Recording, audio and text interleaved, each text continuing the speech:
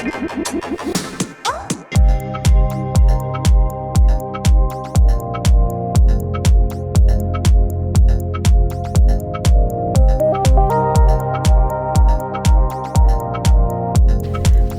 to Courageous Dialogues, podcast where I try and get to the heart of the matter with people in your community. Thank you for coming on to Courageous Dialogues. It's fun to be here. I'm going to kick off with starting off with how I first met you. Not sure if you remember, you're at the Pathways to Politics Yes, I do. course, and you were with the Education Minister at the time, Eva Lawler. And there was a group of women of about 10 of us, and you posed the question, what is policy? And I remember I just shouted out, red tape. And you kind of looked at me and you had this stare. And I think you paused for a couple of minutes and then you decided to put it on the whiteboard. Okay, I'm going to put that on the whiteboard. I think it's how a lot of people experience policy, though. Yeah. It's very fair. And then it dawned on me because people started shouting out all these different answers. And I sat there and I thought, no, that's all wrong. And then I decided to jump up again and say it's about your values and aligning them, to what you believe in, and policy is something that you can go back to if you're in any kind of scenario to say, this is what we believe in.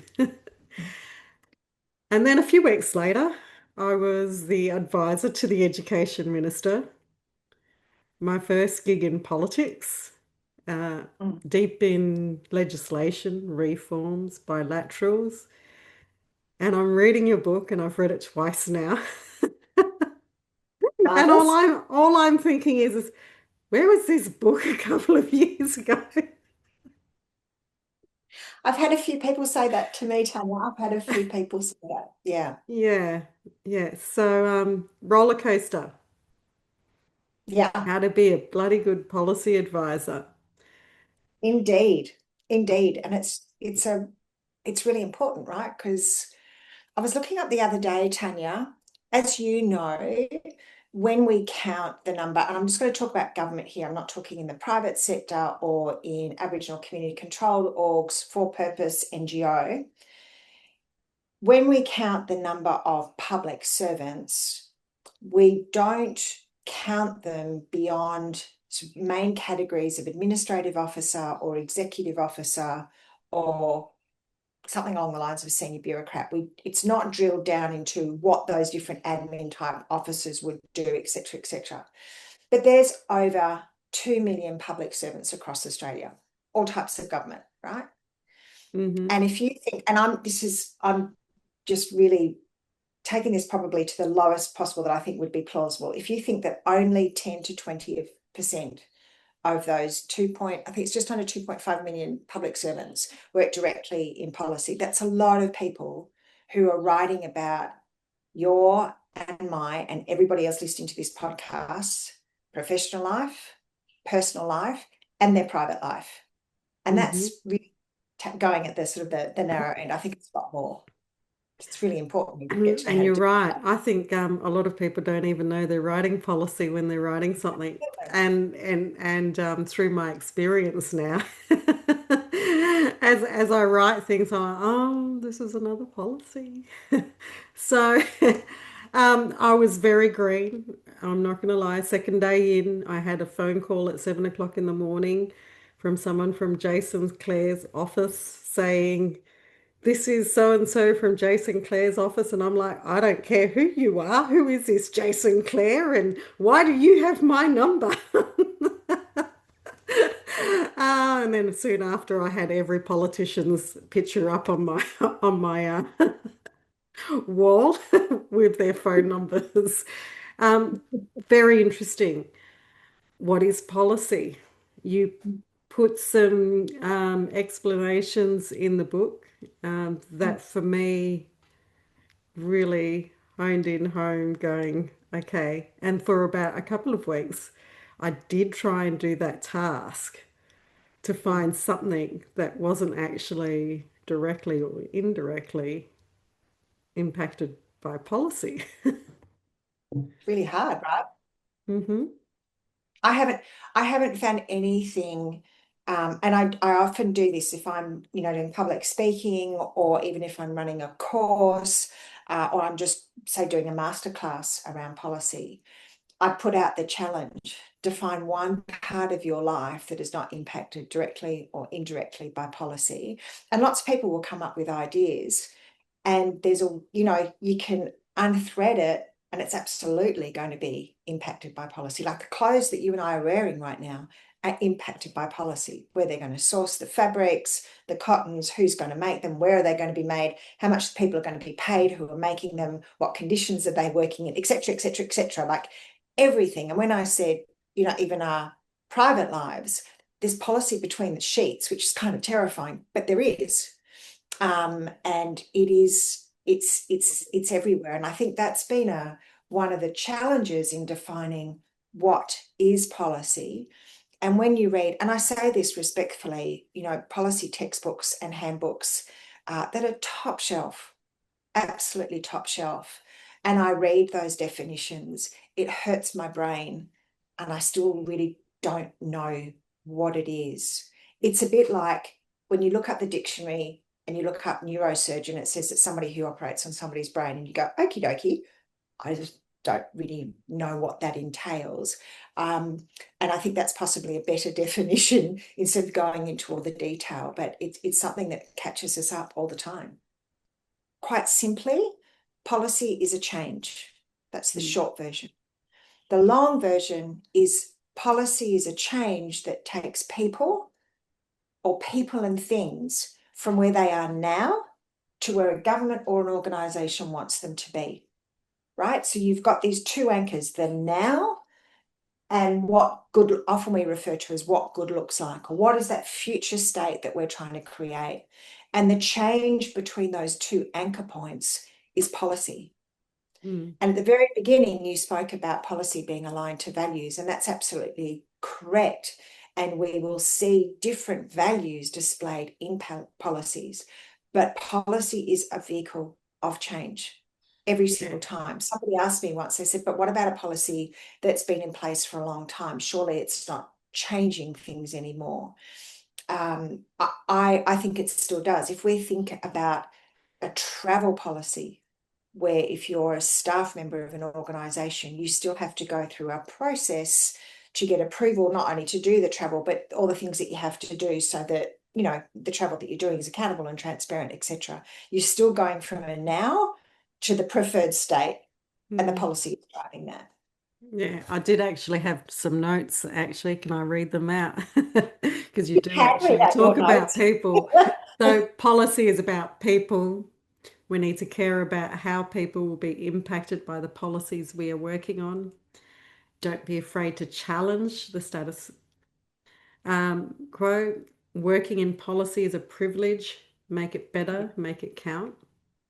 Yeah, Um, a few haha moments.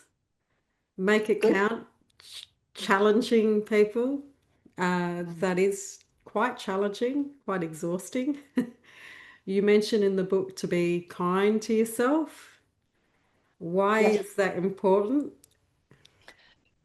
I think you picked up on it in the first instance, Tanya. It is an absolute honour and a privilege to work in policy. It's an extraordinary responsibility, however. And it's a responsibility, I believe, for those people who really are those bloody good policy officers. I think there are a lot of people, unfortunately, who are in policy, who work in policy, that really they would be better serving themselves, and definitely others if they chose a different pay packet, because ultimately that's how it's treated. Mhm. But it's hard because we are going to be impacting people's lives in some way, shape, or form. Now, and by that very definition, or that very sort of point of clarity, if we are impacting people's lives, we have to have the courage to stand up when we see or we recognize that an authorizing environment or a decision maker, and if I can just pause on that. So if we think about a government context or a public service context, in government context, it's the elected officials. You spoke about the Minister for Education, the former Minister for Education, Eva Lawler, who was also the former Chief Minister, decision maker. We have decision makers throughout a public service, going from, team leaders to managers to directors, right up to your, secretaries or CEOs. Same in organizations, right? And there is so much in our political and policy history in Australia where we have got it so terribly wrong. And people have not only suffered unnecessarily and to the point of where it's borderline, if not criminal, that is reverberated to this day. We feel it, decisions that are made. And if we sit at our desks and just write something without considering those impacts and those reverberations, we are not doing our job correctly. We can do no harm, but it takes an extraordinary personal toll to stand up to decision makers to go, I'm hearing you. However, here is the evidence that I have that I can present to you that you must consider in your decision making. I think then the next extraordinary leap of courage, and this can be so hard, and I'm shaking my head and struggling to find the words of it because I've been down this path. When you keep putting up the evidence and you're imploring decision makers to not go down a certain path and that is ignored, then we have some choices to make. My choice was to step away. And while I called out and made awareness for other areas, to this day, I still question, did I do enough? Mm. So there is an extraordinary toll. And we don't just go into policy for a paycheck. You do talk about courage. I'm going to get to that later on. Okay. But I do want to pick up that in your book, you feel strongly about and you're passionate about, if you don't want to make a difference to people's lives, then step away from the actual role, essentially, is what you're saying. So, as you were talking, and I was thinking about this because when I came into um, policy, so to speak, I've always been in policy, but I've never realized that, right? So, all my previous roles were policy. But when I got into politics and I did the pathways course, Mm. and I started to realize how everything connects, and just in fact, that every stage of pretty much my entire career, I've been involved in a policy direction. Yeah. Do you think it's because people don't realize that they're actually contributing to policy that impacts, that they're just fulfilling a role? Does that come with experience? Like for me now, it's experience. I know how Mm. everything connects, so I know everything that I do is quite important, right? Mm. So, do you Mm. think it might be part and parcel that people don't actually understand how, and this is why this triangle here, sorry, Yeah. Whichever one, isn't this, that hard to work yeah, out which point? yeah. Yeah. So, this, when I saw this, I just thought, how many times do people do mandatory training at their workplace? And they go through actually each one of these at some point in their training, right? Yeah. But we're not making the connections.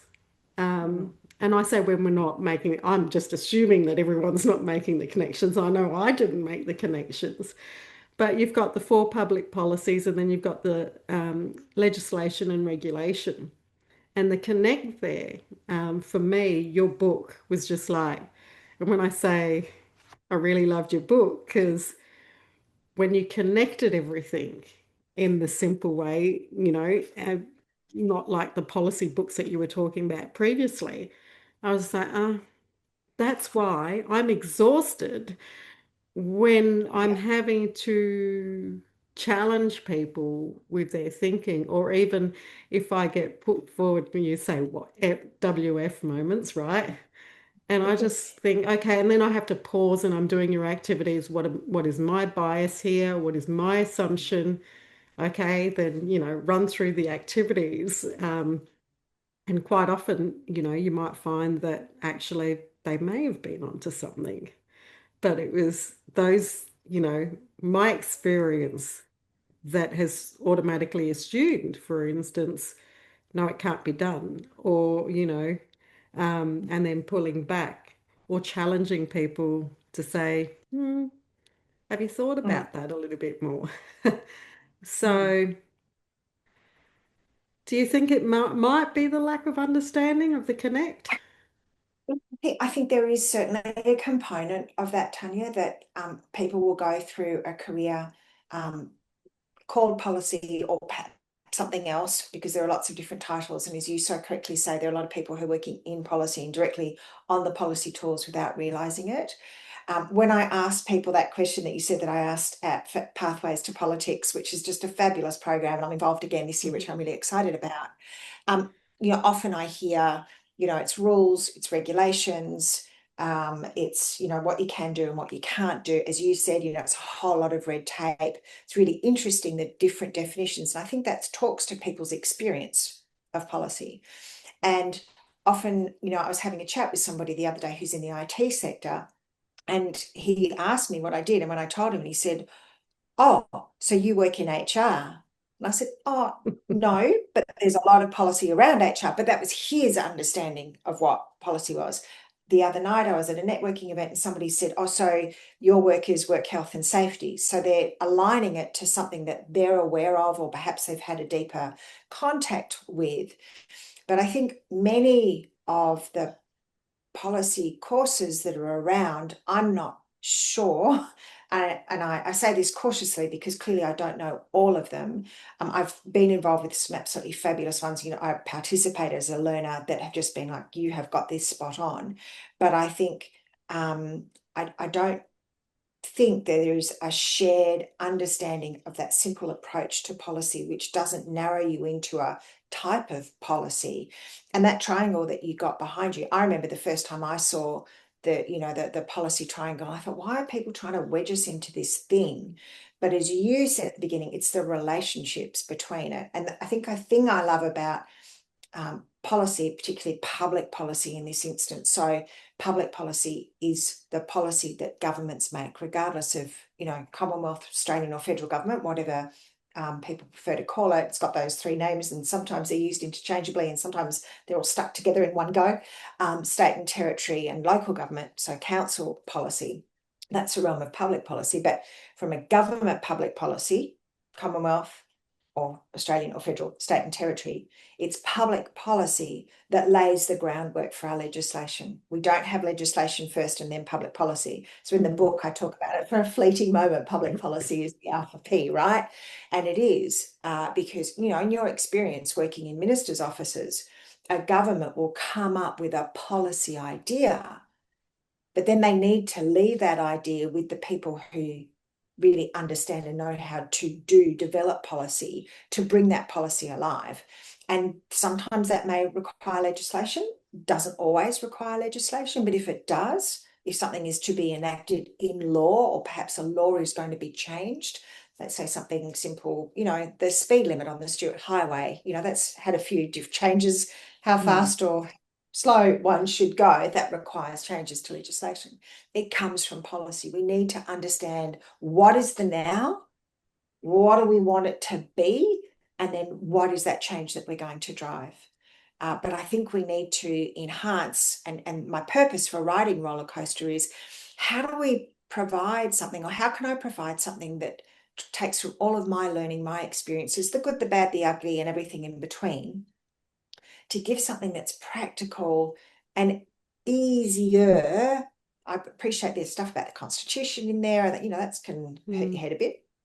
How can we learn something that's going to be practical, that people can go and use at their desk, people can go and use when they're engaging with their stakeholders, that they can use when they're preparing policy advice? Dear authorising environment, this is what we can tell you. Hand on heart, this is mm. what the evidence is telling us that you can or can't do, or perhaps you can introduce for the first time ever.